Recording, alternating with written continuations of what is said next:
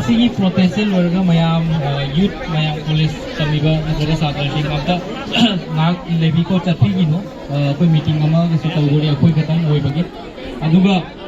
कोइना हुजिक लावरिबे खोलावजी खतंग चुंभो असी हादि मयाम the represent तौबदा Rome represent तौदनबा खतंग अफबा रोमदा पुरकनबा गी मयाम piece पामनबगी मौंगदा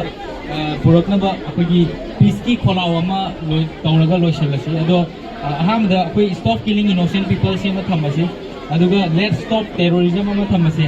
अदुगा we want piece इन मणिपुर असी हाइब अहुम सिदा लोशनबा तौसे अखोई मसाई एसटी की मरमदा दिबगी मसाई कुकी की मरमदा पल्लगा लावसे कोई हुजिक लावरोइसी हजिकी